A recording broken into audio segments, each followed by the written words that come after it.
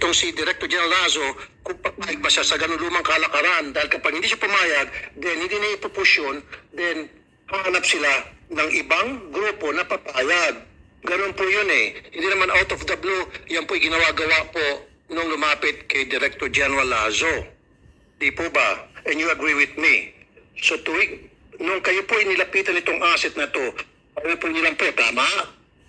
Oh. Yes, Your Honor. Kaya nga po, so ibig sabihin, yung bago kayo naging PDEA Director General dyan, yung previous administration, ginagawa na yon. Kaya nga pinupuntahan ka para magpresenta ng kanilang offer sa iyo. At buti lang hindi ka pumayag. Ang pagkakamali mo lang, nandoon ka na.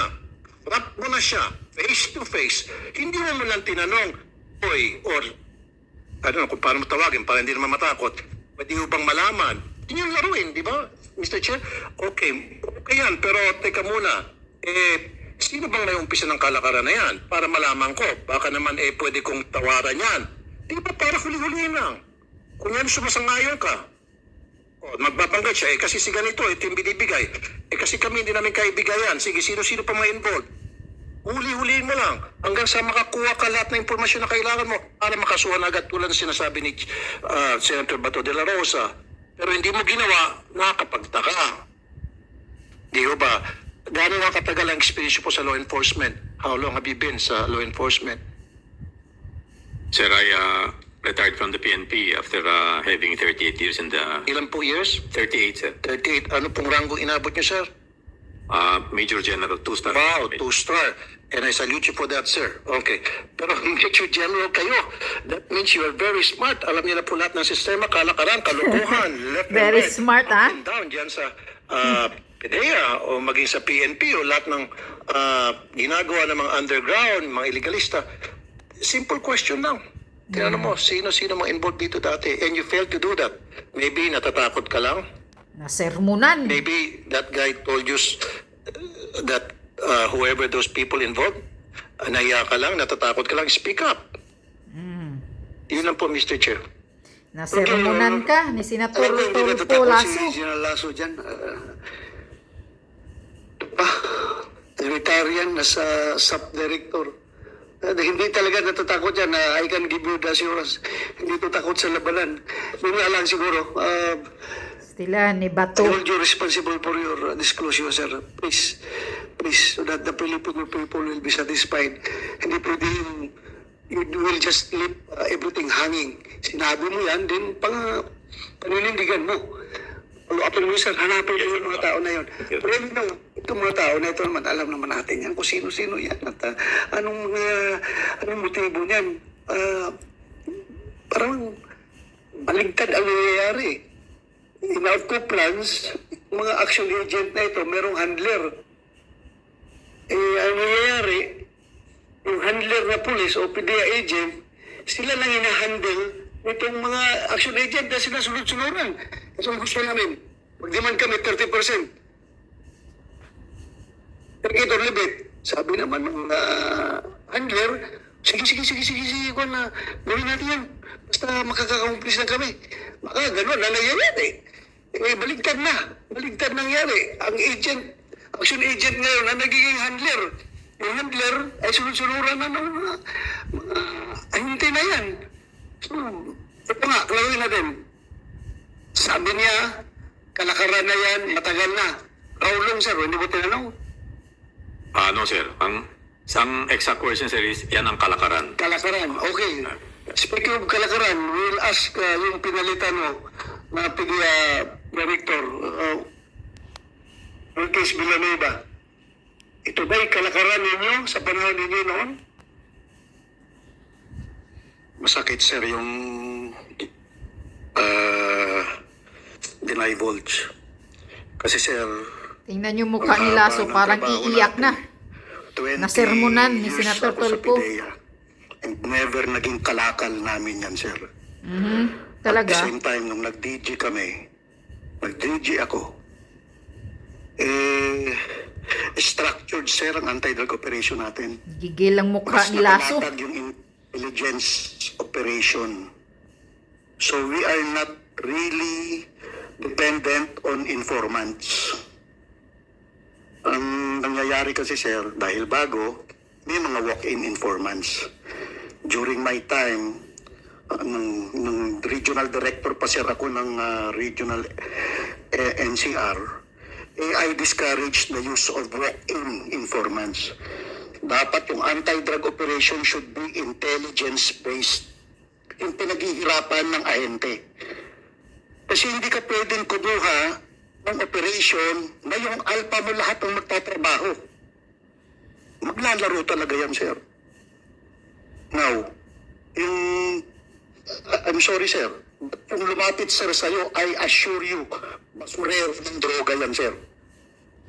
Kasi kung magdaan ko ng 30%, magbabasura ka ng droga. Saan mo ibabasura yan? Sa barangay. No other else. Galing mo ha, galing magsalita. Seizure, yung 30% dito, ilalagay mo ngayon sa influence barangay.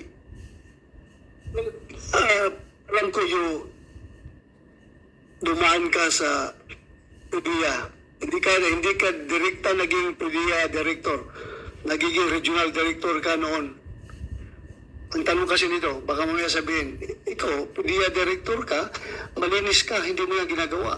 Baka the people under you, may ginagawa na ganun. So, you've been the regional director, I'm sure, hands-on ka pag RD ka sa lahat ng operations, sir, pag nag-30% ka kasi, sisingaw yan, sir. Imposible hindi sumingaw yan.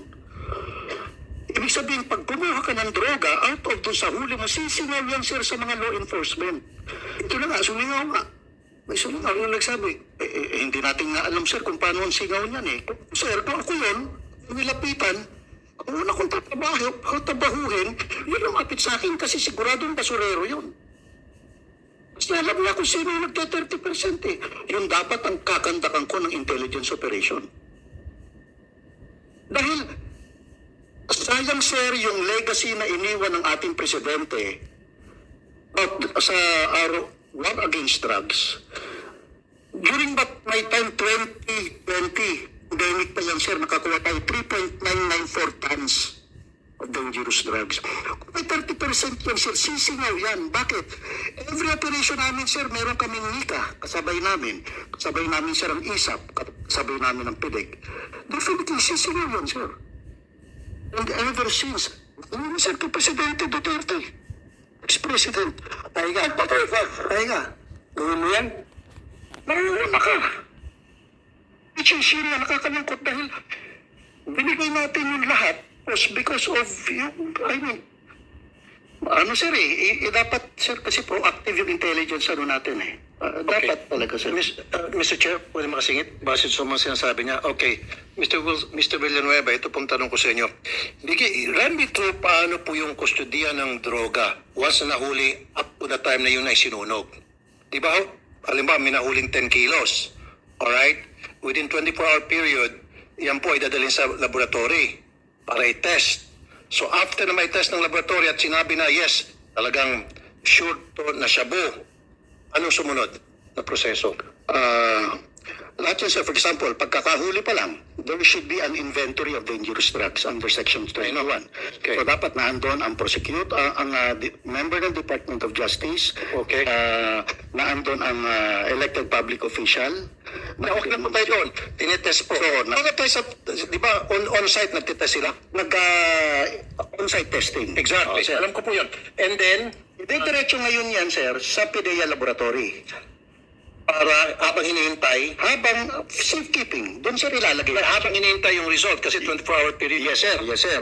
So, pag inano na yan, sir, idiniretso sa laboratory, sir, CCTV all over. Sino po nagdadala ng drugs from the site up to the laboratory? Yung seizing officer, sir. Seizing officer. Kasama yung chemist natin. Kasi during pagpunta doon, sir, pinapunan agad natin yung chemist natin. So seizing officer, yung mga operatiba, Yes, sir. and then chemist. Meron pa bang iba? Wala na po. Para escort. Escort na, sir. Escort. Yung escort. Yung member ng operating team as their escort na. Diretso ngayon yan sa PDEA Laboratory. Okay? So doon na ngayon, i-examine, okay, dangerous drugs hanggang sa makuha, sir, yung result. Kaya after 24 hours, Yes, yung sir. requirement. Wala mo yung result. Yung nakuha na ng result, ipapasok na ngayon yan, sir, sa vault, sa evidence room natin. Okay? Yung evidence room, sir, tatlong padlock yun, sir. Okay. At merong biometrics. Okay. So, ibig sabihin, tatlong tao ang kailangan para mabuksan yung vault. Okay. So everything is from the laboratory going to the vault, sino po yung nagpapasok? Yung sa laboratory na, sir. Kasi ite-turn over na ng seizing officer sa chemist in charge dun sa case na yon. Kaya nga po. So, yung mga taga-laboratory, sinabi nila, okay, sertipikadong drugs, shabu itong 10 kilos. So, once nasabing shabu itong 10 kilos, ito mga taga-laboratory ang magdadala ng seized drugs sa laboratory. Alam mismo, sir, kasi yung pag-inatid na sa laboratory, take charge na ang chemist doon. Wala nang pakialam ang seizing officer doon, sir. Okay. Kasi yan yung handling of drug evidence. Okay. So once na na-take hold na ng laboratory yung droga, labas na yung seizing officer, chemist na ang in charge doon sa handling of that dangerous drugs. At yan po, guarded yan 24/7, sabi nyo nga po. Come again, sir? Guarded po yun, guardiado po yung... Yes, sir. Every room, everywhere may CCTV and tinetesting. At the same time, pag nakuha na lahat yung, na-testing na lahat ng drugs, sok na ngayon, sir, sa stock room, sa storage room. Tama po. With 3 padlocks and a biometric. Okay. Papasok na yan sa loob ng laboratory. At sa loob ng laboratory, sir, is meron pa rin CCTV. Okay. So, in short, So, ibig sabihin talaga mahirap. mahirap po, sir. Pag may Ang tanong ko po sa inyo, bigyan niyo po ako ng listahan ng mga kaso na pinala niyo, nahuli yung droga na na-technical po ang PDEA dahil po sa handling of evidence. Ilan po ang mga kaso na kung saan na-dismiss yung case against you? No, sir, I don't have I need. But they can provide you for the PDEA can provide you with the... Balita po, may mga insidente na nate-technical po ang PDEA dahil nga po sa handling of evidence. Nate-technical po ang PDEA dahil po yung mga operatiba hindi po umaten sa mga kaso. So I need data for those. Yes, Yan. sir. We can course through Thank you. Director General, sir. Yeah, Your Honor, maybe PDEA can provide that. Yes, I mean, sorry. Director We will submit, Your Honor. Even for the PNP. Yes, PNP, ako, very confident ako sa PNP na wala nang gagong operatiba ngayon magpapail ang kaso tapos pag nabayaran, hindi na magsisipot sa hearing. Dahil alam nilang madidismiss na serbisyo. May corresponding non-appearance ng isang hearing, automatic dismiss yung police na yan. Am I correct? Diba? Pero kailangan Dismiss. Pero mag-submit pa rin kayo dito sa committee, ha? lalo po sa mishandling of evidence. Yeah. Meron pong mga nadidismiss na kaso. Alam ko po. Nati-technical po dahil sa mishandling of evidence. Kaya nga, ibabangga ko yan doon sa sinasabi ni Mr. Villanueva. Yan, magbubuking guardiado ka. yung mga drugs. Imposibleng may makalusot.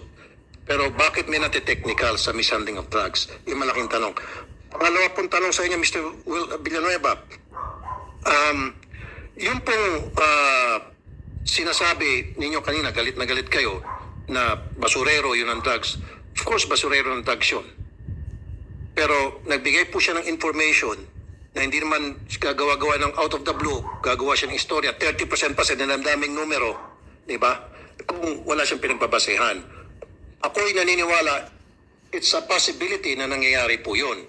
Kaya nga po, di ba, back in December, meron pong na-raid ng PNP sa Taguig, opisina mismo ng PDEA, na magbebenta ng droga, di po ba? Saan po nga galing? Sana yung droga na ibebenta nung taga-PDEA Pahiya ang sa PDEA. Taguig, na ang pagbebenta ang asset ng ang PNP mismo. Saan ang galing yun? Sa mga huli, siyempre. Di po ba? Kaya it's possible na yung sinasabi ng asset kay DG Lazo may katotohanan. We have to accept our fault, our weaknesses, nang sa gayon, doon lamang natin masusolve ang isang problema. Maaaring may katotohanan, imbis na babanggain nyo, we have to investigate. Di ba ba? And I'm sure hindi naman gagawa-gawa ng istorya. He's a very respectable man, especially sa Major General. And again, I'll salute you for the second time dahil ito po yung in-expose nyo. I salute you really. Major General Lazo. It's unfortunate lang na hindi nyo po natanong yung mga dapat itanong para makahon mo sana yung asset, makuha mo yung mga proper information nang sa gayon, ma-expose yun, makasuhan ang dapat makasuhan. Pero ako, in my humble opinion, nangyayari po yun. Ulitin ko po, alam po ninyo ito, mga taga-law enforcement, tuwing bagong palit ng administrasyon, may lalapit at may lalapit dyan na illegalista. Sir, ito po yung kalakaran noon. Ito pong offer namin. Ano po yung kaya nyo? Ano pong kaya nyo tanggapin? Ano pong gusto nyo? Ganon po nangyari palagi. And I know that. Having been dealing with the PNP, PDEA, and other law enforcement for the past 20 years, alam po nangyari yan. Alam na alam ko po yan. At you cannot deny that. Booking. It's just unfortunate dito kay Major General Lazo, hindi niya natanong yung simple question na, di ba, sino dito ang gumagawa ng ganon maling kalakaran, di ba? At hindi ako dyan, not under my watch. Yun lang po sana, Major General Lazo or DG Lazo, sir. Again, Sir General Lasso, this committee is not trying to shoot the messenger.